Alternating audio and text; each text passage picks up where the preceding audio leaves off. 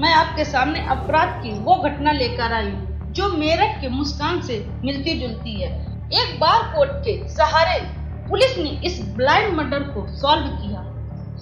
घटना 20 अप्रैल 2025 को देवरिया के तरकुला थाना क्षेत्र पटकौली की है, जहां पर एक किसान अपने खेत में गेहूं की कटाई कर रहा था। तभी उसकी नजर अचानक पास के खेत में एक बड़े ट्रॉली बैग पर पड़ी।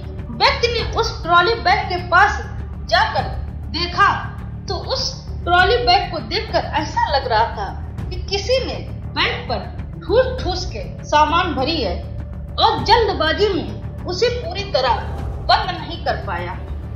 उस ट्रॉली बैग के ऊपर एक चादर फैली थी। उस चादर को देखकर ऐसा लग रहा था किसी ने इस ट्रॉली बैग को इस चादर से छुपाने की कोशिश की है। किसान ने उस संदिग्ध बैग को देखकर फौरन पुलिस को सूचना दी। सूचना मिलते ही पुलिस भी घटना स्थल पर पहुंच गई। पुलिस ने जब ट्रॉली बैग को खोला तो लोगों के होश उड़ गए, क्योंकि उस ट्रॉली बैग में कोई कपड़ा या सामान नहीं था, बल्कि एक 37 साल व्यक्ति की लाश थी। लेकिन लाश के पास कोई पहचान पत्र या मोबाइल नंबर नहीं था, जिससे पुलिस इस लाश की शिनाख्त कर पाए। पुलिस ने आसपास के लोगों से पूछताछ की, लेकिन इस किलर केस में पुलिस को कोई ठोस सुराग नहीं मिला। तभी पुलिस को अचानक ट्रॉली बैग में लगे एक बारकोड पर नजर गई। जैसे आमतौर पर एयर ट्रेवल के दौरान लोगों के बैगों में बारकोड लगाया जाता है। पुलिस के लिए ये एक अहम सुराग था कातिल तक पहुंचने के लिए और इस लाश की शिनाख्त के लिए। जो बारकोड लगा था वो वाराणसी से हैदराबाद के बीच का था। अब पुलिस के लिए ये केस आसान हो गया था। पुलिस की फौरन एक टीम वाराणसी एयरपोर्ट पहुंची और इस बारकोड के साथ ट्रेवल करने वाले इस व्यक्ति की जानकारी जुटाई।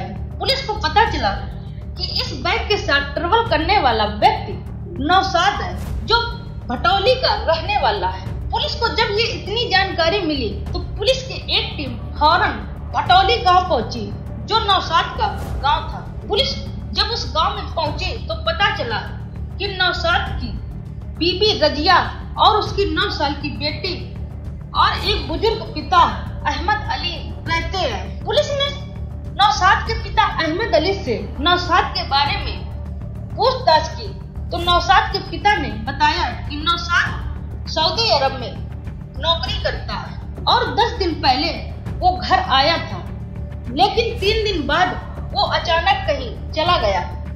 हम लोगों ने उसकी हर जगह तलाश करने की कोशिश की और रिश्तेदारों से, आस पड़ोस के लोगों से फोन करके उसके बारे में जानकारी लेने की कोशिश की, लेकिन नौशाद का कहीं भी कोई पता नहीं चला।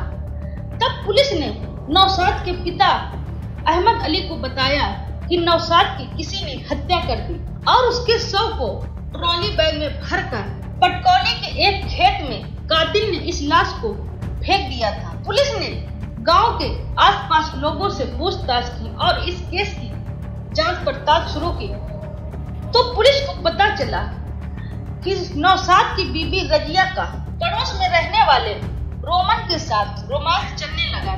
जब नौशाद सऊदी अरब में जॉब करने के लिए चला गया था, उसी दौरान उसकी बीबी रजिया का पड़ोस में रहने वाले रोमान के साथ अफेयर चलने लगा था। इतनी जानकारी मिलने के बाद पुलिस ने रजिया से पूछताछ की तो रजिया ने बात को गोलमोल करके टालने की कोशिश की, लेकिन पुलिस ने शक के आधार पर उसे हिरासत में लेकर जब अपने ढंग से पूछताछ की तो रजिया पुलिस के सामने टूट गई और वो अपना सारा जुर्म पुलिस के सामने कबूल किया।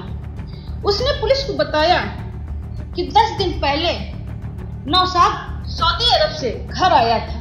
घर आने पर मैं अपने प्रेमी रोमान के साथ मिल नहीं पा रही थी। हम दोनों की मुलाकात न होने के कारण हम लोग परेशान रहने लगे थे। इसीलिए इस परेशानी का हल ढूंढने के लिए हम लोगों ने नौशाद को ठिकाने लगाने का प्लान बनाया। इस प्लान को अंजाम देने के लिए मैंने एक दिन उसके खाने में नशीला पदार्थ मिला दिया, जिससे नौशाद बेहोश हो गया। बेहोश हो जाने के बाद मैंने रात को अपने प्रेमी के पास फोन किया और बताया कि नौशाद बेहोश हो गया। तब रोमान अपने साथी हिमांशु के साथ थोड़ी देर में मेरे घर पहुंच गया। जब नौशाद बेहोश हो गया था तो हम तीनों लोगों ने मिलकर उसकी गला रेत कर हत्या कर दी। इस अपराध को छुपाने के लिए हमने उसके शव को ट्रॉली बैग में भरकर गांव से 60 किलोमीटर दूर एक गेहूं के खेत में जाकर फेंक दिया, जिससे पुलिस को लाश की शिनाख्त न हो पाए और पुलिस हम लोगों तक नहीं पहुंच पाएगी। यही प्लान के साथ हम लोगों ने नौशाद की हत्या की और हत्या के बाद इस अपराध को छुपाने की कोशिश की थी।